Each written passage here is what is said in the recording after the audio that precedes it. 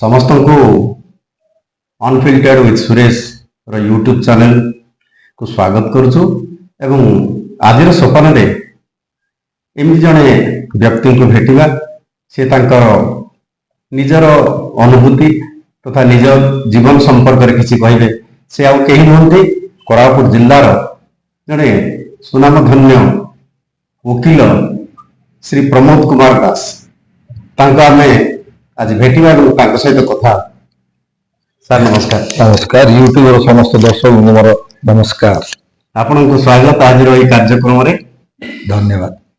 अच्छा मिस्टर दास मु पचारिया चाहे जे ये जो वकिलाती प्रोफेशन आपको आमे आपन केते खुशी रे ताकू ग्रहण करछंती।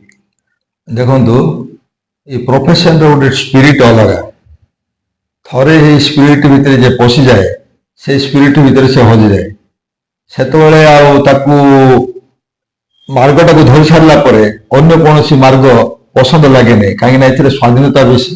अच्छा निजर बाक स्वाधीनता चालीचलन स्वाधीनता समाज जो प्रकार गोटे लोकंकर सम्मान दियंती सेथिरे अन्य कौन प्रोफेशन को बदल इच्छा हुए ये मार्ग थे जे चलला माने चलला। अच्छा ये जो मार्ग रे आपण चलिबे कि आरंभ करले केमिति एटा होची गोटे मनुष्यर जार जो भाग्य द्वारा नवा कथा से ताको से नहीं जाए कहीं ना मु 77 रे ग्रेजुएशन सारला परे मोर इच्छा थिला पोस्ट ग्रेजुएशन करी लेक्चर हेली। अच्छा किंतु परिवार लोक कहले ना तू जयपुर आम पाखरे रह आ घर द्वार सब अच्छी असुविधा किसी ना चलाचलन वकिलातीटा हूँ गोटे बहुत नोबेल प्रोफेशन पाखरे रहबू ये प्रोफेशन करू तोर आय उपर आम किसी जोर जबरदस्ती ना जहाँ आय हम हम न हम न किंतु तो वकिलाती करे से आमर केवल एदर पीजी कर लॉ कर दीटा जाक साइमल्टेनियसली कर पारे से प्रकार सिस्टम थिला तेणुक वकिलाती मार्ग को बाछि नाला परे मोर केते शुभकांक्षी कहले जे जयपुर रे सिविल वकीलों संख्या कम तेणुक सिविल प्रैक्टिस कर तेणुक मु प्रथम उपेन्द्र मो पाखु गली से प्राय 1.5 वर्ष 2 वर्ष काल सिविल प्रैक्टिस कली से अभिभक्त कोरापुट जिला सिविल केस प्रकृत में थाए बहुत मेनली रायगड़ा जिल्ला मालकानगिरी जिल्ला सिविल मैटर्स बहुत आसे क्रिमिनल बहुत आसे मालकानगिरी जिल्ला हेले मु सिविल प्रैक्टिस कला बेलू को देखिली जे स्ट्रगल बहुत आते चार्म लगुनि पेशेंस बहुत दरकार। अच्छा हेले मध्य भी मु पेशेंसली सिविल शिक्षा चेष्टा कली से समय रे मोर रिलेटिव है ईश्वर पट्टनायक। अच्छा से कहले रे एठी सिविल रे सेते फील्ड नाही क्रिमिनल रे बहुत फील्ड अच्छे मु क्रिमिनल प्रैक्टिस करुची मते जूनियर टी दरकार मु तो सीनियर को कह दोची तू काल ठु मो ऑफिस को आस। अच्छा सीनियर अनुमति देले तापरे गली ईश्वर पट्टनायक पाको क्रिमिनल प्रैक्टिस आरंभ कली। क्रिमिनल प्रैक्टिस रे एते भिड़ काम सकाळे जदि आपण 10:30 बेलू खाई करी जाई नथिले सेतोळे माने दिन जाक खाई परिबे बार रूम रे सेतोळे बसिया पई समय मिल नथला आ इनकम आमे जा भाबुथुलु तार ठू कहीं केते इनकम होता टाणिला मन जोड़े पैसा मिल तो से पैसा मन टाणिब टाणिला टाणिला क्रिमिनाल प्रैक्टिस कले से भी सरकार वकील हो गले गोटे जूनियर थे हरिमल्लिक से भी सरकार वकील हो गले आ खाली काम करी प्रकृत गोटे 10 वर्ष गोटे प्रैक्टिस जी अभिज्ञता पाइबा कथा मु प्राय 3 वर्ष पाइबी। अच्छा तृतीय वर्ष बेलू मु सेशंस केस डिफेंस करिवार आरंभ कली एमिति रे मोर गोटे एक्सपीरियंस एमिति बढ़िला जे सिविल रे वर्तमान पर्यंत मोर सेते ना नथिले मध्य क्रिमिनल रे वर्तमान जयपुर वकील संघ रे जो नाटा आगे आसुची।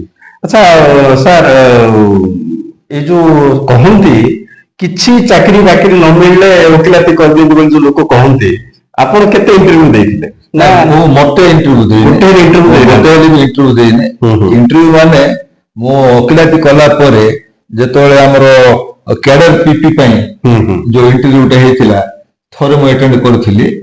ଭାଗ୍ୟବଶତଃ ଦୁର୍ଭାଗ୍ୟବଶତଃ କି ଭାଗ୍ୟବଶତଃ ମୁଁ ସେଟା ପାଇନଥିଲି, କିନ୍ତୁ ମୁଁ 7 ବର୍ଷ କାଳ ସରକାରୀ ଓକିଲାତି ମଧ୍ୟ କରିଛି। ଆଚ୍ଛା ଆଉ ମୋର ବର୍ତ୍ତମାନ 44 ବର୍ଷ ଓକିଲାତି ହେଲାଣି।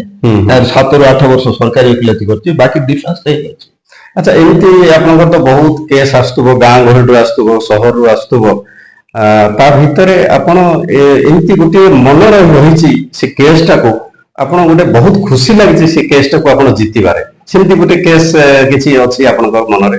ଦେଖନ୍ତୁ, ଥରେ ଜିଲ୍ଲା ଜଜ୍ କୋର୍ଟରେ ମତେ ହଠାତ୍ ଡାକରା ହେଲା ଯେ ଆପଣଙ୍କୁ ଗୋଟେ ଷ୍ଟେଟ୍ ଡିଫେନ୍ସ କେସ୍ଟା ଆମେ ମୁଦେଇବୁ। ଆଚ୍ଛା, ଆଉ ଚାର୍ଜ ମଧ୍ୟ ଫ୍ରେମ୍ ହେଇଯାଇଛି, ଆପଣ କପି ନିଅନ୍ତୁ, ନେକ୍ସଟ ଡେଟ୍ରୁ ଟ୍ରାଏଲ ଆପଣ ପାଇଁ ପ୍ରିପେୟାର ହୁଅନ୍ତୁ ବୋଲି ଜିଲ୍ଲା ଜଜ୍ କହିଲେ। ଜିଲ୍ଲା ଜଜଙ୍କୁ ବି ମୋ ନାଁଟା ପ୍ରଭାକର ପଟ୍ଟନାୟକ ରିକମେଣ୍ଡ କରିଥିଲେ ଯେ ଏଇ କେସ୍ଟା ସିଏ ପାରିବ ବୋଲି। ଆଚ୍ଛା, ତାପରେ ମୁଁ ଫାଇଲ ନେଇକିରି ଦେଖିଲା ବେଳକୁ ସେତେବେଳେ ଆମର ଗୋଟେ ବୈପାରିଗୁଡାର ଓକିଲ ଗୁଡକୁ ମର୍ଡର ହେଇଯାଇଥିଲା। ଆଚ୍ଛା, ସେ ତାଙ୍କର ଧାନ ବିକ୍ରି କରିକିରି ନେଉଥିଲେ, ନେଲା ବେଳକୁ ତାଙ୍କ ରାସ୍ତାରେ ଡକାୟତ ମାନେ ମାରି ତାଙ୍କର ଟଙ୍କା ସୁନା ମୁଦି ସବୁ ଯାକ ନେଇ ଯାଇଥିଲେ, ମୋଟର ସାଇକେଲ ଟାକୁ ଫୋପାଡ଼ି ଦେଇଥିଲେ। ବାରର ରେଜୁଲେସନ ହେଇଥିଲା ଯେ ତା ପାଇଁ କିଏ ଓକିଲ ଠିଆ ହେଲେନି, ତେଣୁକରି ସେ ମତେ କିଛି ନ କଣ ସେ କେସ୍ଟା ଦେଇଥିଲେ। ସେଇ କେସ୍ଟା ମୁଁ ଡିଫେଣ୍ଡ କଲି। ଆଚ୍ଛା, ଆଉ ଗୋଟେ ଓକିଲାତିରେ ଏମିତି ଗୋଟେ ସ୍ପିରିଟ ରହେ ଯେ ଆମେ ପ୍ରୋସିକ୍ୟୁସନରେ ଥିଲେ ତାକୁ ଯେମିତି ଦଣ୍ଡ ସେ ପାଇବ ତା ପାଇଁ ସ୍ପିରିଟଲି କାମ କରୁ, ଡିଫେନ୍ସରେ ଥିଲେ କେମିତି ଖଲାସ କରିବୁ ସେ ସ୍ପିରିଟ, ସେ କଳାକଟ ପକେଇକିରି ଠିଆ ହେଇଗଲେ ତାର ସ୍ପିରିଟ ହେଇ ଆସେ। ଆଚ୍ଛା, ସେ ସ୍ପିରିଟରେ ମୁଁ କଲି। 2 ଜଣକୁ ସେମାନେ ଅପରାଧୀ କରିଥିଲେ ପୋଲିସ ବାଲା, 2 ଜଣ ଯାକ ନିର୍ଦ୍ଦୋଷରେ ଖଲାସ ହେଇଗଲେ। ଆଚ୍ଛା, ସେ ଗୋଟେ ବହୁତ ସଫଳତା, ସେଇଟା ଗୋଟେ ସଫଳତା। ଆଚ୍ଛା, ଏମିତି ଲାଗେ କି ଆପଣଙ୍କର ଯୋଉ ପ୍ରଫେସନ ଭିତରେ ଆପଣ ଜାଣୁଛନ୍ତି ଯେ ଗୋଟେ ଆସୁଛି ଯେ ମୁଦାଲା ଆସୁଛି ବା ଆପଣଙ୍କର ଯେ ଜଣେ ଆସୁଛି ଆପଣଙ୍କୁ ସାହାଯ୍ୟ ନେବା ପାଇଁ ବା ଆପଣ ଓକିଲାତି କରିବା ପାଇଁ ତାଙ୍କ ପାଇଁ, ସିଏ ପ୍ରକୃତରେ ଦୋଷୀ ବୋଲି ଆପଣ ନିଜେ ଅନୁଭବ କରୁଛନ୍ତି ଏବଂ ଜାଣିଛନ୍ତି ମଧ୍ୟ, କିନ୍ତୁ ଆପଣ ଏଜ ଏ ପ୍ରଫେସନ ବା ତାଙ୍କ ଓକିଲ ହିସାବରେ ଆପଣ ତାକୁ କେମିତି ଖସେଇବେ ସେଇ ଅନୁସାରେ ଆପଣ ଲାଗି ପଡନ୍ତି, କିନ୍ତୁ ଆପଣଙ୍କର ମନ ଭିତରେ କେତେ ବିଚଳିତ ହୁଏ? ଦେଖନ୍ତୁ, ଆଜି ପର୍ଯ୍ୟନ୍ତ ତ ମୁଁ କେତେ କେସ୍ କଲେଣି, ସେଟା ତ ଥାଉଜେଣ୍ଡସରେ ଯିବ। ମୁଁ ଡିଫେନ୍ସରେ ଥିଲା ବେଳକୁ ଯେତେ କାହାକୁ ପଚାରିଲେ ବି ଘଟଣା କଣ, ସତ ତୁ କରୁଛୁ କି ନ କରୁଛୁ ପଚାରିଲେ 95% କ୍ଲାଇଣ୍ଟ କହନ୍ତି ଯେ ନା ସାର୍ ମୁଁ କିଛି କରିନେ ଦୋଷ, ମତେ ମିଛରେ ହିଁ କେସ୍ ପକେଇ ଦେଇଛନ୍ତି। ଆଚ୍ଛା, ଆଉ ଆମ ଏରିଆରେ ଅଞ୍ଚଳରେ ଗୋଟେ ବିଡମ୍ବନା, କଟକ ସାଇଡର ଓକିଲାତିକୁ ଆମ ଓକିଲାତିକୁ ଗୋଟେ ଡିଫରେନ୍ସ। ଆଚ୍ଛା, ପାର୍ଟି କିଛି ସେମିତି କିଛି ଇନଷ୍ଟ୍ରକ୍ସନ ବି ଦିଏନି କେମିତି କରିବା, କଣ କରିବା, କେମିତି କରିବା, କୋଉ ଲାଇନରେ ଡିଫେନ୍ସ କରିବା, ଏ କିଛି ଦିଏନି, ଖାଲି କହିଦିଏ ଯେ ନା ଆଜ୍ଞା ମୋ ମିଛରେ ଖାଲି କେସ୍ କରିଦେଇଛନ୍ତି, ମୋର କିଛି ନାହିଁ।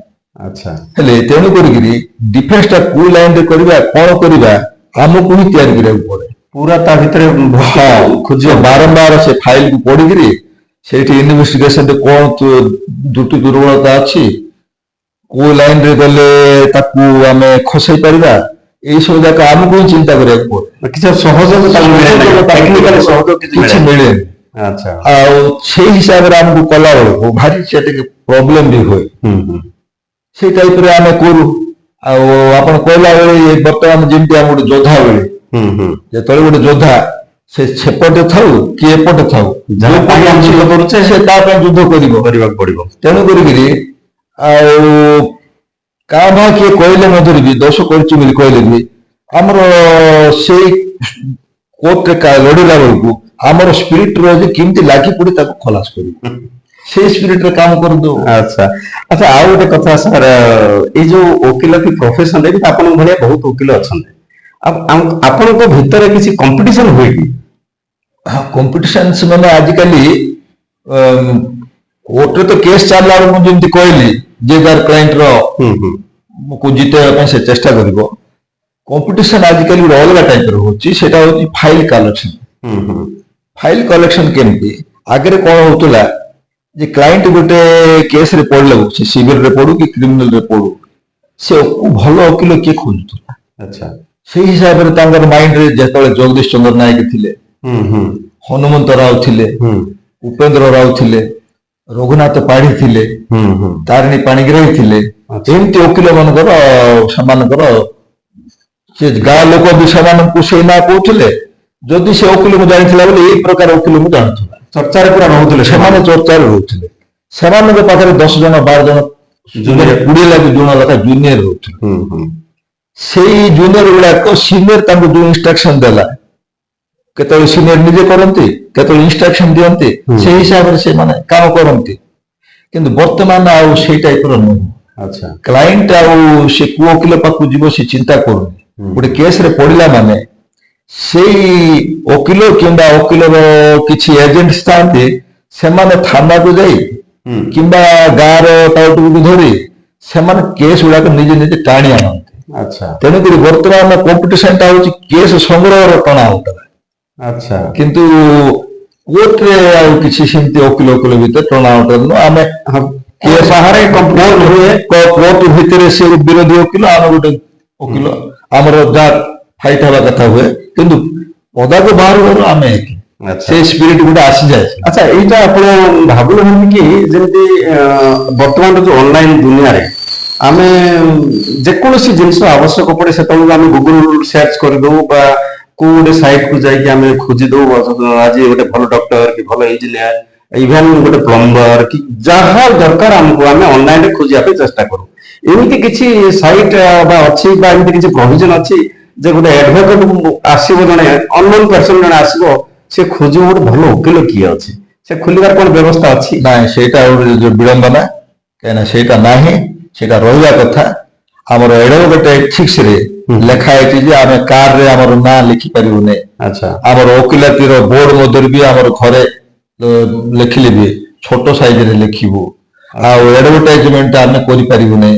ଏଇ ସବୁ ଗୁଡାକ ଆମ ଏଡଭୋକେଟ ଏଥିକ୍ସରେ ଅଛି, ଯୋଉଟାକୁ ମାନିକିରି ପ୍ରାୟ ଅଧିକାଂଶ କରନ୍ତିନି। କିଏ କିଏ କାର୍ରେ ଟିକେ ଷ୍ଟିକର ଟି ଲଗେଇ ଦିଅନ୍ତି, ଆଉ ସେଟା ନିଜର ପ୍ରଚାର କରନ୍ତିନି। କିନ୍ତୁ ସେଟା ଦରକାର, କାହିଁକି ବର୍ତ୍ତମାନ ଯୋଉ ସମସ୍ୟାଟା ମୁଁ କହିଲି, ଗୋଟେ ଓକିଲ ଭଲ କି ଖରାପ, ତାର କଣ ଅଛି, ତାର ସେ ଓକିଲର ଆଡ୍ରେସ କଣ, ତାର ଫୋନ ନମ୍ବର କଣ, କଣ୍ଟାକ୍ଟ କରିବା ପାଇଁ ପବ୍ଲିକ ବେଳେ ବେଳେ ବହୁତ ଅସୁବିଧାରେ ପଡନ୍ତି। ସେଇ ଅସୁବିଧାରେ ପଡିକିରି ସେମାନେ ଯୋଉ ପ୍ରପର ଓକିଲ ପାଖକୁ ଯିବା କଥା ନ ଯାଇ ପାରିକିରି ରଙ୍ଗ ଟ୍ରେକରେ ପଡିଯାନ୍ତି। ତେଣୁ କରିକିରି ଏଇ ବ୍ୟବସ୍ଥାଟା କରିବା କଥା। ଆଉ ଆଡଭୋକେଟ ଏକ୍ସରେ ଏଇ ଯୋଉ ପୁରୁଣା ସିଷ୍ଟମ ଅଛି ତାକୁ ବଦଳେଇକିରି ଅନୁମତି ଦେବା କଥା। କାହିଁକିନା ଆଜିକାଲି ଓକିଲାତିରେ ସେମିତି ଗୋଟେ ସ୍ପେଶାଲିଷ୍ଟ ବୋଲି ନାହିଁ କିଏ, କିନ୍ତୁ ପ୍ରାକ୍ଟିକାଲି ସ୍ପେଶାଲାଇଜ ହଉଛନ୍ତି, ଏକ୍ସପିରିଏନ୍ସ ହଉଛନ୍ତି। କିଏ କ୍ରିମିନାଲରେ, କିଏ ସିଭିଲରେ, କିଏ ମୋଟର ଦୁର୍ଘଟଣାରେ, କିଏ ରେଭିନ୍ୟୁରେ, କିଏ ଲେବର କୋର୍ଟରେ, କିଏ ଟ୍ୟାକ୍ସରେ, ଏମିତି ବିଭିନ୍ନ କାମରେ କାମ କରିକି ବିଭିନ୍ନ ଲାଇନରେ ସେମାନେ ଏକ୍ସପିରିଏନ୍ସ ପାଉଛନ୍ତି। ତେଣୁ କରିକିରି ଏବେ ଧରାଯାଉ ମୁଁ କ୍ରିମିନାଲ ପ୍ରାକ୍ଟିସ କରୁଛି, ମୁଁ କ୍ରିମିନାଲ ପ୍ରାକ୍ଟିସନର ମୁଁ ଦେବା କଥା, ମତେ ପରମିଶନ ମିଳିବା କଥା। ଟ୍ୟାକ୍ସ ପ୍ରାକ୍ଟିସନରକୁ ସେମିତି ମିଳିବା କଥା, ରେଭିନ୍ୟୁ ପ୍ରାକ୍ଟିସନରକୁ ସେମିତି ମିଳିବା କଥା। କିନ୍ତୁ ସେଇ ପ୍ରୋଭିଜନ ଆମର ଆଡଭୋକେଟ ଏଥିକ୍ସରେ ନାହିଁ। ଆଉ ବର୍ତ୍ତମାନ ଯେମିତି ଯୁଗ ବଦଳି ଗଲାଣି, ହାଇଟେକ୍ ଯୁଗ ପଳେଇ ଆସିଲାଣି, କମ୍ପ୍ୟୁଟର ଯୁଗ ପଳେଇ ଆସିଲାଣି, ଏଇ ଯୁଗରେ ବର୍ତ୍ତମାନ ସେଇ ସୁଯୋଗ ଆମକୁ ଦେବା କଥା। ଆଚ୍ଛା, ଆଚ୍ଛା, ଓକିଲାତି ପ୍ରଫେସନରେ ଯାହା ଆପଣ ଇନକମ କରନ୍ତି ତାହା ତ କିଛି ଅଫିସିଆଲି କାଉଣ୍ଟ ତ ହୁଏ ନାହିଁ, କେତେ ପଇସା ଆପଣ ରୋଜଗାର କଲେ, ସିଏ କେତେ ପଇସା ରୋଜଗାର କଲେ, ସେମିତି କିଛି ନାହିଁ। ତାମାନେ ଆପଣ ଟ୍ୟାକ୍ସ ଇନକମ ଟ୍ୟାକ୍ସ ଦିଅନ୍ତି ନାହିଁ, ପ୍ରଫେସନାଲ ଟ୍ୟାକ୍ସ ପାଇଁ ଆମର ଗୋଟେ ନିୟମ ଅଛି। ସେ ମଝିରେ ବାହାରିଥିଲା ଯେ ଓକିଲ ମାନଙ୍କର ପ୍ରଥମ 5 ବର୍ଷ ପର୍ଯ୍ୟନ୍ତ ଗୋଟେ ଟ୍ୟାକ୍ସ ନେବେନି, 5 ବର୍ଷରୁ 10 ବର୍ଷ ପର୍ଯ୍ୟନ୍ତ ଗୋଟେ ମିନିମମ୍ ଟ୍ୟାକ୍ସ ନେବେ, 10 ବର୍ଷରୁ 20 ପାଇଁ ଗୋଟେ ଲେବଲ ଗୋଟେ କରିଥିଲେ, 20 ବର୍ଷରୁ ଅଧିକ ପାଇଁ ସେମାନେ ସିନିୟର ବୋଲିକି ସେମାନଙ୍କୁ ସ୍ଲାବ ଟିକେ ହାଇ ରଖିଥିଲେ। କିନ୍ତୁ ସେଇଟା ଠିକ ନୁହେଁ, କାହିଁକିନା ଆଜିକାଲି ଗୋଟେ ପ୍ରବାଦରେ ଅଛି, କଥା ଥିଲା ଯେ prostitutes when she is young, advocate earns when he is old। ସେମିତି ବୁଢା ଓକିଲଙ୍କର ଇନକମ ବେଶୀ, କାହିଁକିନା ଏକ୍ସପିରିଏନ୍ସ ବେଶୀ ବୋଲି ଲୋକ ଯାଆନ୍ତି। କିନ୍ତୁ ବର୍ତ୍ତମାନ ସେ ସିଦ୍ଧାନ୍ତ କାମ କରୁନି। ବର୍ତ୍ତମାନ ୟଙ୍ଗ ମାସ, ଯେମିତି ମୁଁ ଆଗରୁ କହିଥିଲି, ଫାଇଲ କଲେକ୍ସନ ଟେକ୍ନିକ ସେମାନଙ୍କୁ ଜଣା, ସେମାନେ ଫାଇଲ ଗୁଡାକ କଲେକ୍ସନ କରିକିରି ବୁଢା ଓକିଲଠୁ ଆଜିକାଲି ୟଙ୍ଗ ଓକିଲଙ୍କର ଇନକମ ବେଶୀ। ତେଣୁକରି ସେଇ ସିଦ୍ଧାନ୍ତ କାମ କରିବ ନାହିଁ। ତେଣୁକରି ଆମେ ପ୍ରତିବାଦ କଲୁ ଯେ ଏଇ ସ୍ଲାବଟା ଆମକୁ ଚଳିବ ନାହିଁ, ତେଣୁକରି ଆମେ ଏଇ ହିସାବରେ ଆମେ ଦେଇପାରିବୁ ନାହିଁ। ସେଇଟା ଗୋଟେ ବାଦ ବିବାଦ ହେଇକିରି ସେଇଟା ବର୍ତ୍ତମାନ ପୁରା ସାଇଲେଣ୍ଟ ହେଇକି ରହିଯାଇଛି। ଆଚ୍ଛା ଆମ ପାଖକୁ ଆସୁନାହାନ୍ତି, ନଚେତ ପ୍ରଫେସନାଲ ଟ୍ୟାକ୍ସ ଆମ ପାଇଁ ବି ପ୍ରୋଭିଜନରେ ଅଛି କଲେକ୍ସନ କରିବା। ଆଚ୍ଛା ଆପଣଙ୍କର ପ୍ରଫେସନ ଭିତରେ ଆପଣ ପୋଲିସ ସହ ଡକ୍ଟର ସହ ଏମିତି ବିଭିନ୍ନ ଲୋକଙ୍କ ସହିତ ପ୍ରାୟତଃ ପୋଲିସ ଆଉ ଓକିଲଙ୍କର ସବୁବେଳେ ରହିଥାଏ ସେ ସମ୍ପର୍କ ହଉ କି କଥା କଟାକଟି ହଉ କି ଯାହା ବି ଭୁଲ ପ୍ରମାଣିତ କରିବାରେ ବା ଠିକ ପ୍ରମାଣିତ କରିବାରେ ଏସବୁ ରହିଥାଏ। ପୋଲିସକୁ ଆପଣ କେମିତି ଦେଖନ୍ତି? ଦେଖନ୍ତୁ, ପୋଲିସ ଗୁଡାକଙ୍କୁ ସେମାନଙ୍କର ତାଙ୍କର ଦାୟିତ୍ୱ, ସେମାନେ ଯେକୌଣସି କେସରେ ଇନଭେଷ୍ଟିଗେସନ କରନ୍ତି ହୁଁ ତାଙ୍କ ହିସାବରେ ତାଙ୍କୁ କରନ୍ତି। ଆଉ ଇନଭେଷ୍ଟିଗେସନ କଲା ବେଳକୁ ତାଙ୍କର କୋଉଠି କଣ ଭୁଲ ରହିଯାଏ, ଆମେ ତ ଭୁଲ ବାଛିବା ଲୋକ, ଆମେ ବାଛୁ। ହେଲେ ଆଜିକାଲି ପୋଲିସ ଗୁଡାକର ବର୍ତ୍ତମାନ ଯୋଉ ଇନଭେଷ୍ଟିଗେସନ କରୁଛନ୍ତି ବର୍ତ୍ତମାନ ପ୍ରପର ୱେରେ କରୁଛନ୍ତି। ଆଚ୍ଛା ଆଗରେ କଣ ହଉଥିଲା କି ତାଙ୍କ ଉପରେ ଚାପ ପଡୁଥିଲା, ଯେମିତି ବର୍ତ୍ତମାନ ଯୋଉ ମୋ କେସଟା ଯୋଉ ଜିତିଲି ଓକିଲ ମର୍ଡର କେସରେ, ଆଚ୍ଛା ସେଇଟାରେ ମୁଁ ଜିତିଲି କେମିତି? ଗୋଟେ ଓକିଲଟାକୁ ମର୍ଡର ହେଇଛି ମାନେ ତ ପୋଲିସ କେତେ ସିରିୟସଲି ଇନଭେଷ୍ଟିଗେସନ କରିବା କଥା। କିନ୍ତୁ ସେଇଟା ଜିତିବାର କାରଣ କଣ? ସେ ସମୟରେ ପୋଲିସ ଉପରେ ଚାପ ପଡିଲା। ଆଚ୍ଛା ଚଞ୍ଚଳ ଯିଏ ଅପରାଧୀକୁ ଧରନ୍ତୁ, ଚଞ୍ଚଳ ଚାର୍ଜସିଟ୍ ଦିଅନ୍ତୁ, ନହେଲେ ଷ୍ଟ୍ରାଇକ୍ ହବ, ଏଇସବୁ ଚାପ ପଡିଲା। ସେ ଚାପର ବଳରେ ସେମାନେ କଣ କଲେ? ଇନଭେଷ୍ଟିଗେସନଟାକୁ ତରବରିଆ ଭାବରେ କଲେ। ତରବରିଆ ଭାବରେ କରିବା ଯୋଗୁଁ ସେଥିରେ ବହୁତ ଗୁଡେ ଭୁଲ ବାହାରିଲା। ଆଉ ଭୁଲ ବାଛାଟା ତ ଆମର ଆଖିରେ ତ ଫଟଫଟ ଭୁଲ ଯିବ ଡିଫେନ୍ସ ଓକିଲ, ସେଇ ଭୁଲ ଗୁଡାକୁ ମୁଁ ଫାଇଦା ଉଠେଇକିରି ସେ କେସଟା ଜିତେଇଥିଲି। କିନ୍ତୁ ବର୍ତ୍ତମାନ ପୋଲିସକୁ ଯୋଉ ନୂଆ ଆକ୍ଟ ଆସିଲା, ପୋଲିସକୁ ବହୁତ ଗୁଡେ ସୁବିଧା ବି ମିଳିଛି। ଆଉ ଇନଭେଷ୍ଟିଗେସନରେ ପୋଲିସ ମାନେ ମଧ୍ୟରେ ବି ବହୁତ ସଚେତନତାର ସହିତ ଇନଭେଷ୍ଟିଗେସନ କରୁଛନ୍ତି। ଯେମିତି ବର୍ତ୍ତମାନ ଆଗରେ ଆମର ଯୋଉ ଥିଲା ଭିଡିଓ ରେକର୍ଡିଂଟା, ଫଟୋଗ୍ରାଫିର ରେକର୍ଡିଂଟା, ଭଏସ ରେକର୍ଡିଂଟା, ଏଗୁଡାକ ସେକେଣ୍ଡାରୀ ଏଭିଡେନ୍ସ ତଳେ ଆସୁଥିଲା। ତାକୁ ବେସ୍ କରିକିରି କନଭିକ୍ସନ କୋର୍ଟ କରିପାରିବ। ପ୍ରଥମ ପ୍ରାଇମେରୀଟା ପ୍ରୁଫ ହେଲେ ଇଏ ଯୋଉ ହଉଛି ତାର ସପୋର୍ଟିଂ ଏଭିଡେନ୍ସ, ଏଇ ଟାଇପର ଆସୁଥିଲା। ବର୍ତ୍ତମାନ ନୂଆ ଯୋଉ ଧାରା ଆସିଛି ବିଏନଏସଏସ ରେ, ମାନେ ଏଇଟା ହଉଛି ତାକୁ ସରକାର ଗୋଟେ ଭଲ ନାଁ ବଦଳେଇଲେ। ଆଗରେ କଣ ଥିଲା? ନେଗେଟିଭରେ ଅପରାଧୀକୁ ଦଣ୍ଡ ଥିଲା, ବର୍ତ୍ତମାନ ଯେ ଭିକ୍ଟିମ ତାକୁ ନ୍ୟାୟ। ଆଚ୍ଛା ଏଇ ହିସାବରେ ବର୍ତ୍ତମାନ ଢାଞ୍ଚାଟା ଚେଞ୍ଜ ହେଲା। ଆଉ ଏଇଗୁଡାକ ପ୍ରମାଣିତ ହେଲେ ଆକୁ ବେସ୍ କରିକିରି ବର୍ତ୍ତମାନ କନଭିକ୍ସନ କୋର୍ଟ କରିପାରିବ। ଆଉ ଯୋଉ ଅପରାଧୀ ଗୁଡାକ ଅପରାଧ କରିକି ଦେଶ ଛାଡିକି ପଳେଇ ଯାଉଥିଲେ, ସେମାନଙ୍କୁ ଆଉ କିଛି ଉପାୟ ନଥିଲା। ସେମାନଙ୍କୁ ଯେତେବେଳେ ଆଣିବାକୁ ଚାହିଁବା, ଏବେ ଆପଣ ମାଲ୍ୟାର କଥା କୁହନ୍ତୁ, ମାଲ୍ୟାଟା ଟଙ୍କା ପତ୍ର ଖାଇକି ପଳେଇଗଲା, ବିଜୟ ମାଲ୍ୟା। ତାକୁ ଯେତେବେଳେ ଆଣିବା ପାଇଁ ଭାରତ ଚେଷ୍ଟା କଲା, ସେ ସେଠି ସେଇ ଦେଶର ଇଂଲଣ୍ଡର ଆଇନକୁ ଧରିକିରି ସେ ତାର ଚାଲ ଖେଳିଲା। ଆପଣ ନ୍ୟୁଜ ପେପରରେ ପଢିଥିବେ ଯେ ସେ ଗୋଟେ କୋର୍ଟ ରାୟ ଦେଲେ ଯେ ମାଲ୍ୟାକୁ ଯଦି ଆମେ ପ୍ରତ୍ୟାର୍ପଣ କରିକି ନେବୁ, ପଠେଇଦେବୁ ଭାରତକୁ, ତାକୁ ରଖିଲା ବେଳେ ଷ୍ଟାଣ୍ଡାର୍ଡର ଜେଲ ବାହାର କରିବ ନାହିଁ ବୋଲି କହିଲେ। ମାନେ କେମିତି ପିକୁଲିଆର ଦେଖନ୍ତୁ, ସେମାନେ ଆଇନ ସହିତ ଖେଳିବାର ଜାଣିଛନ୍ତି। ସେ ଅନେକ ଗୁଡେ ଅପରାଧ ପଳେଇଥିଲେ। ବର୍ତ୍ତମାନ ନୂଆ ଆଇନରେ ଗୋଟେ ବହୁତ ଭଲ କାମ କଲେ ଯେ ଅପରାଧୀ ଯଦି ଆସିବ ନାହିଁ, ତାକୁ ସେମାନେ ଭୋଗଡା ଡିକ୍ଲେୟାର କରିଦବ। ବର୍ତ୍ତମାନ ଭାରତ ସରକାର କରିଦେଇକିରି ତା ବିରୁଦ୍ଧରେ ଯାହା ଏଭିଡେନ୍ସ ଆସିଲା କୋର୍ଟରେ ଉପସ୍ଥାପନ କରିଦବ, କେସ୍ ମଧ୍ୟ ତାର ଆବସେନ୍ସରେ ଚାଲିବ। ସିଏ ଯଦି ଓକିଲ ନ ଧରିବ, ତା ପାଇଁ ଗୋଟେ ଷ୍ଟେଟ ତରଫରୁ ଡିଫେନ୍ସ ଓକିଲଟି ଦିଆଯିବ।